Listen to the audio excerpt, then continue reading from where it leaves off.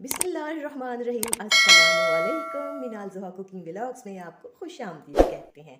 कैसे हो वीवर्स आप? मेरी अल्लाह ताला से दुआ है अल्लाह ताला आप पर आसानियाँ नाजिल फरमाए, आमीन सुम्मा आमीन।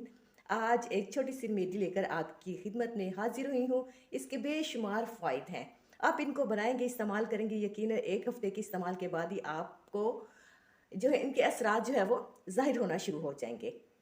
रेमेडी बनाने के लिए मैंने आधा पाव के करीब जो है बादाम की गिरियाँ ली हैं और एक पाव जो है वो मैंने सौंफ ली है। सौंफ को मैंने अच्छी तरह साफ़ करने के बाद इसको स्ट्रेनर से निकाला ताकि कोई डस्ट वगैरह मट्टी जो है वो बाहर निकल जाए।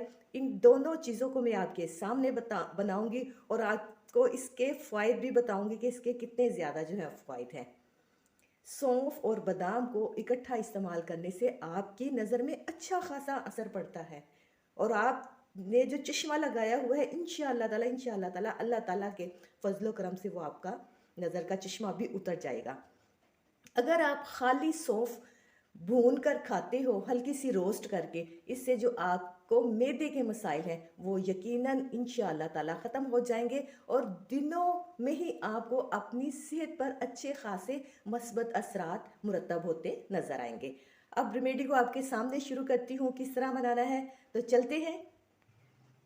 अपनी प्यारी सी कढ़ाई को चूल्हे पर रखकर हमने गरम कर लिया है। अब इसमें जो है वो हम सौंफ डालेंगे और इसको थोड़ा सा जो है वो रोस्ट कर लेंगे। बिस्मिल्लाहिर्रहमानिर्रहीम।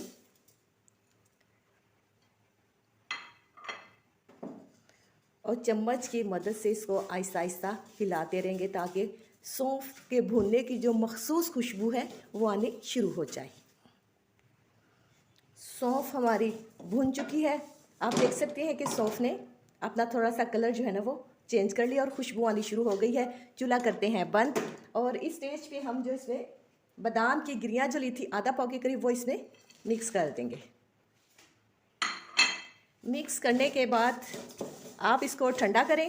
ठंडा करने के बाद आप किसी एयर टाइट में इसको बंद करें और फिर जो है ना उसको इस्तेमाल करें। इस्तेमाल कैसे करना है वो भी मैं आपको बताती हूँ कि आपने 2 अदद इसमें से 2 से 3 बादाम की गिरियाँ और थोड़ी सी तकरीबन खाने का 1 चम्मच जो है वो सौंफ लेनी है। वो तकरीबन चलते फिरते जो वो मुंह में डाल लें और उससे आपको बहुत फ़ायदा होगा। ये नहीं करना कि आपने एक साइड पे रखी हुई है खाना भूल गए हैं। आप अपनी नज़रों के सामने उस जार को रखें ताकि चलते फिरते आपकी उस पर नज़र पड़े और वक्तन जो है वो दिन को उसको खाते रहें। इंशाअल्लाह ताला आपको ज़रूर अफाका होगा। चलते हैं, फिर मिलेंगे एक नई वीडियो के साथ। लेकिन अगर आप मेरे चैनल पर नए हो तो प्लीज़ मेरे चैनल को सब्सक्राइब करें, बेल आइकन को प्रेस करें, वीडियो को लाइक करें, कमेंट सेक्शन में अपनी राय का ज़रूर इजहार करें। ये सब चीज़ें आपकी तरफ से हमारे लिए एक मोहब्बत का इजहार होती है। अपना बहुत ज़्यादा ख्याल रखिएगा। ओके, अल्लाह हाफिज़।